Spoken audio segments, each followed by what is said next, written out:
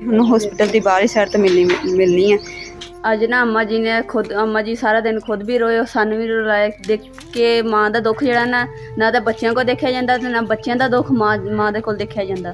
बिस्मिल्लाहिर्रहमानिर्रहीम, अस्सलाम वालेकुम। उम्मीद करदी मेरे भैन भरा ठीक होणगे। अलहमदुलिल्लाह असीं भी ठीक है। अल्लाह पाक तुहानूं खुश रखे, आबाद रखे। ते अज दा व्लॉग करदे शुरू। अम्मा जी दे ना पैर से ना अज राती बहुत ज़्यादा दर्द होनी शुरू हो गई है, तो हजे तक ना हटी नहीं हैगी। दवाई दे नाल कोई फर्क नहीं पिया हैगा। तो इस वास्ते ना अम्मा जी ने कहा कि सरसों के तेल दे विच ना निम दे जिहड़े पत्ते आ कड़का के ना उस तो बाद पैर के उपर बन दिए ताकि आराम मिल जाए।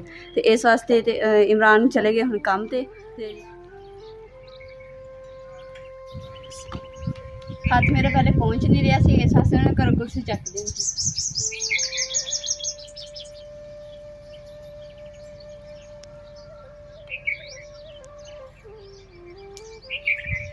फिर भी नहीं हाथ पहुँच रहा। अल्हम्दुलिल्लाह नीम के पत्ते ने मैं फाड़ ही दे, बस टुट ना जाए। अल्हम्दुलिल्लाह मैं पत्ते जड़े ने तोड़ ही ले नीम दे, वो भी कुर्सी से खड़ी होके। फिर उधर तो हाथ नहीं पहुँचता गया।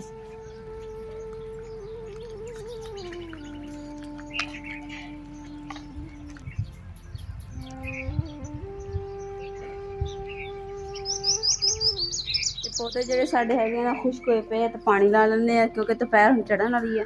तो हुण सुबह सुबह का टाइम है, जल्दी ना पानी लगा लें क्योंकि सुबह का टाइम तो शाम का टाइम पानी लगाई दा। तो हुण सुबह का टाइम पानी लगा लें।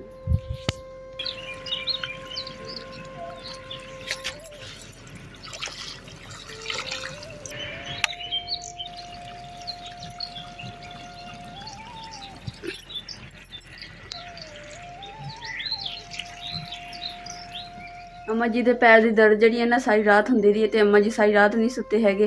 तो पता नहीं समझ नहीं आती कि एक दो बारी असीं दवाई भी लैके दित्ती है, खाधी अम्मा जी ने, तो उन्हें भी कोई फर्क नहीं पिया हैगा। तो हुण अम्मा जी को पुछदे हैं कि अम्मा जी पैर की दर्द हुण किस तरह।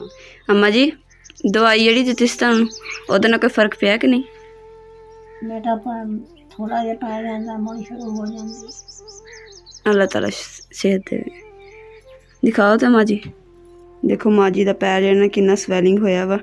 तो एक ऊपर मक्खियाँ बैठ रही हैं, तो दर्द बहुत ज़्यादा हो रही है। देखो पिल पिल कर रहे हैं। बस मक्खियाँ जड़ी ना ऊपर बैठन ना दो ताकि जख्म ज़्यादा मसला ना बने।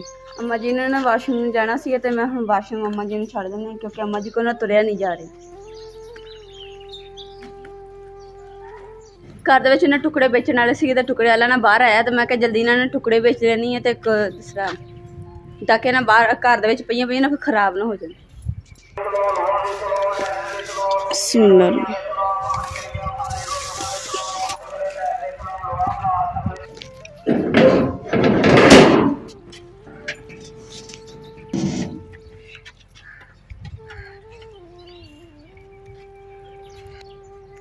भाई हुण टुकड़े तोड़ रहे देख।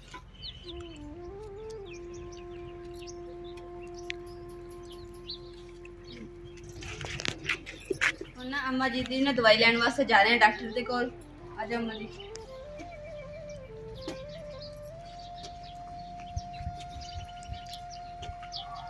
पैर च इन्नी की दर्द है ना तेज के अम्मा जी के कोल ना तुरिया नहीं जा रही क्योंकि पैर ते वजन ही नहीं आ रहा है।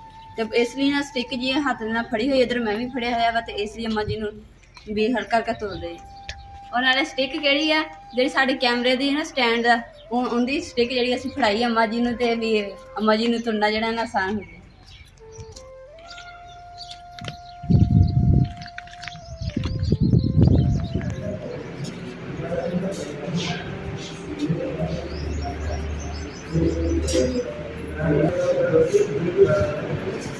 अम्मा जी ने चेक करवाया तो डॉक्टर ने दवाई लिख के दी है। तो हुण हॉस्पिटल की बाहर ही साइड तो मिलनी है। तो असीं हुणे जाके दवाई लैके ते अम्मा जी नूं फिर घर लैके जावांगे। अम्मा जी इंशाअल्लाह इस दवाई नाल तुहानूं आराम आ जाएगा। अल्हम्दुलिल्लाह मैं ना गई सी बर्फ लैन वास्ते, तो बर्फ का कोला लैके आई मेरे सिस्टर घरों। तो दूसरे नंबर पर मैं चीज़ां जिहड़ियां ना आंदे ही दुकान के लैके आई अपने पसंद दियां। तो नाले ना अगे इन्नी चीज़ां कट्ठियां नहीं लियां हैगियां, अज मैं इन्नी ज़्यादा चीज़ां लियां। नाले तुहाडे नाल शेयर करूँगी कि चीज़ां लैके आई खाने वास्ते।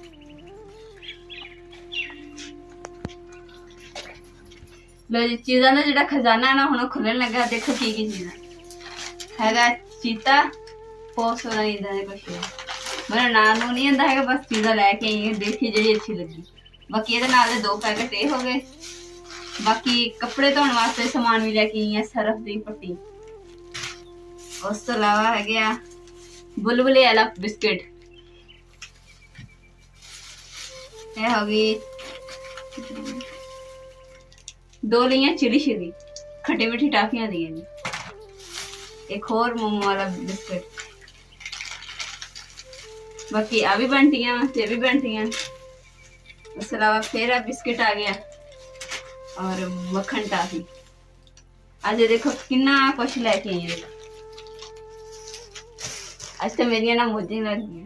ਅੰਮਾ ਜੀ ਦੇ ਨਾ ਪੈਰ ਦੇ ਵਿੱਚ ਨਾ ਕਾਫੀ ਜ਼ਿਆਦਾ ਰੇਸ਼ਾ ਵਾਰ ਤੇ ਕੱਢਿਆ ਵੀ ਹਜੇ ਤਾਂ ਫਿਰ ਵੀ ਨਾ ਆਰਾਮ ਨਹੀਂ ਆ ਰਿਹਾ ਹੈਗਾ। ਤੇ ਦੂਸਰਾ ਦੇਖ ਸਰੋਂ ਦੇ ਤੇਲ ਦੇ ਵਿੱਚ ਨਿੰਮ ਦੇ ਪੱਤੇ ਪਾ ਕੇ ਕੜਕਾ ਕੇ ਉਹ ਵੀ ਟਕੋਰ ਵੀ ਕੀਤੀ ਹੈ ਤੇ ਬੰਨੇ ਵੀ ਉੱਪਰ, ਫਿਰ ਵੀ ਆਰਾਮ ਨਹੀਂ ਆ ਰਿਹਾ ਹੈਗਾ। ਤੇ ਇਸ ਵਾਸਤੇ ਹੁਣ ਇੱਦਾਂ ਟੀਕੇ ਲਵਾਉਣਾ ਪੈਣਾ ਵਾ, ਕਿਉਂਕਿ ਅੰਦਰ ਜਿਹੜਾ ਪੈਰ ਦੇ ਅੰਗੂਠੇ ਤੇ ਨਾ ਰੇਸ਼ਾ ਵਾ, ਤੇ ਰੇਸ਼ਾ ਅਸੀਂ ਕੱਢਿਆ ਵੀ ਆ ਫਿਰ ਵੀ ਨਾ ਆਰਾਮ ਨਹੀਂ ਆ ਰਿਹਾ ਹੈਗਾ, ਦਰਦ ਬਹੁਤ ਹੋ ਰਹੀ, ਹਜੇ ਵੀ ਰੇਸ਼ਾ ਜਿਹੜਾ ਨਿਕਲ ਰਿਹਾ, ਇਸ ਲਈ ਟੀਕੇ ਦੇ ਨਾਲ ਖੁਸ਼ਕ ਹੋ ਜਾਏਗੇ ਜ਼ਖਮ।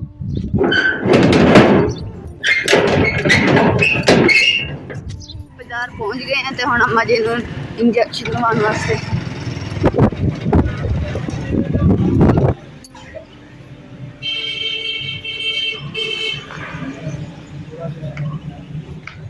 माशाल्लाह भाई हुणां दे कोल सब्जी भी माशाल्लाह बहुत सोहनी है। तो हुण जिहड़ा मसाला घर दे विच खत्म होया सीगा, ते मैं कहा चलो फ्रैश मसाला लैके ते घर जाके ना सालन बनाने।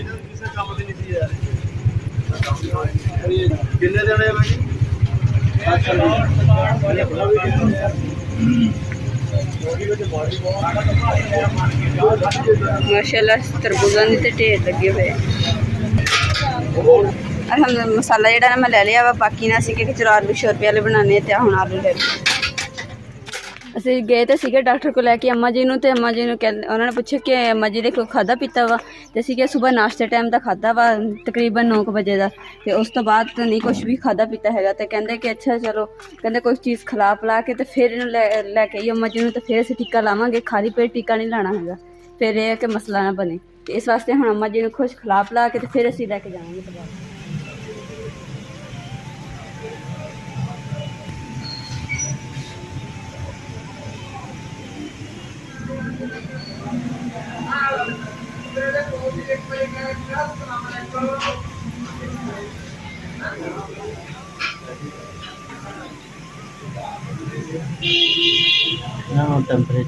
अम्मा जी ने ना इंजेक्शन लगाया ना डॉक्टर ने, तो उस तो बाद ना अम्मा जी एकदम ही दिल खराब हो गया, तो उल्टी की। उस तो बाद ना हुण पुछदे हैं कि अम्मा जी नूं आराम है या नहीं। अम्मा जी हुण पैर दी दर्द किस तरह वा? ठीक है, टीके नाल कोई आराम आया?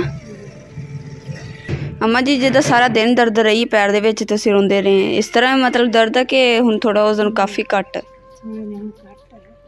चलो अल्लाह ताला सेहत दे। और अम्मा जी दा पैर देखो कितना लाल सुबह होया पिया, देखो ऐन।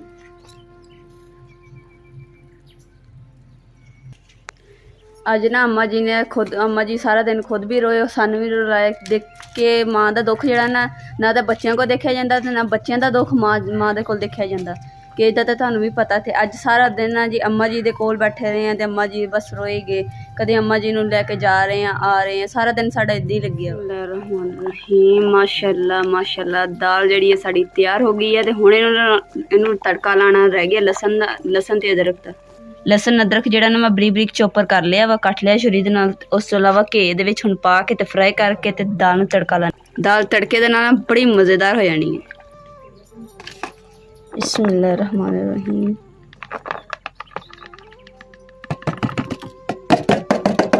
दाल भी अलहमदुलिल्लाह तैयार होने वाली है। तो दूसरे नंबर ते कि आटा भी जेड़ा ना साडा गुन्निया पिया वा, तो हुण बस रोटी बनानी। जिद्दां ही दाल नूं तड़का लगदा उहदे पकदे सार ही रोटी बनानी शुरू करूँगी इंशाअल्लाह।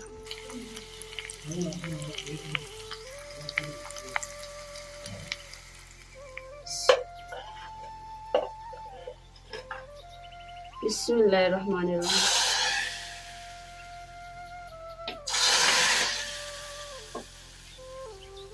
अल्हम्दुलिल्लाह दाल जी साड़ी तैयार हो गई है। तो हम जरा हरा धनिया जरा कट के रखिया माशाल्लाह कितना खूबसूरत है, हम ये ऊपर डाल देने। बिस्मिल्लाहिर्रहमानिर्रहीम। दाल साड़ी हो गई है रेडी। तो हम फटाफट रोटी बना लेंगे। ਤੇ ਹੁਣ ਜਿਹੜਾ ਨਾ ਸਾਲਨ ਤੇ ਤਿਆਰ ਹੋ ਗਿਆ। ਹੁਣ ਤਵਾ ਜਿਹੜਾ ਨਾ ਵਾਸ਼ ਕਰ ਲੈਣੇ, ਕਰਕੇ ਧੋ ਕੇ ਉਸ ਤੋਂ ਬਾਅਦ ਰੋਟੀ ਬਣਾਉਣੀ ਸ਼ੁਰੂ ਕਰ ਦਿੱਤੀ।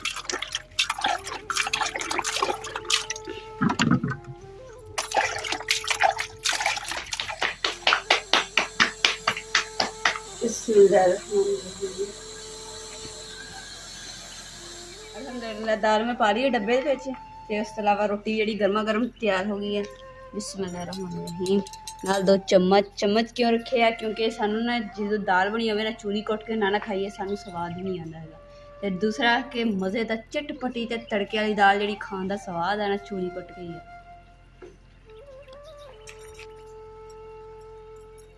बिस्मिल्लाहिर्रहमानिर्रहीम। ਅਸੀਂ ਨਾ बचपन च भी इदां चूरी कुट के दाल दे विच खाई दी हुंदी सीगी ਤੇ ਹੁਣ ਵੀ ਅਸੀਂ ਇੱਦਾਂ ਖਾਂਦੇ ਆ। ਸਾਨੂੰ ਸਵਾਦ ਹੀ ਇੱਦਾਂ ਆਉਂਦਾ, ਬੜੀ ਮਜ਼ੇਦਾਰ ਲੱਗਦੀ। ਤੁਸੀਂ ਪਤਾ ਨਹੀਂ ਖਾਂਦੇ ਆ ਕਿ ਨਹੀਂ ਖਾਂਦੇ, ਇਸ ਤੇ ਇੱਦਾਂ ਖਾਂਦੇ ਆ।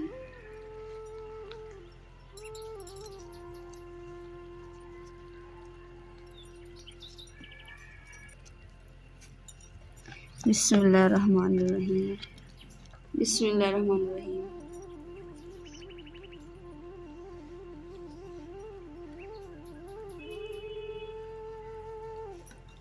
माशाल्लाह बहुत ही मज़ेदार चूरी बनी है दाल दे विच। ते अज दे व्लॉग दा मैं इत्थे एंड करूँगी। उम्मीद करदी मेरे भैन भाई साड़ा अज दा व्लॉग पसंद आए तो साढ़े चैनल लाइक करो, शेयर करो, सबसक्राइब करो और अपनी फैमिली जरूर शेयर करो। अल्लाह पाक तुहानू खुश रखे, आबाद रखे। अपना और अपनी फैमिली का बहुत ज़्यादा ख्याल रखियो। अल्लाह हाफिज़।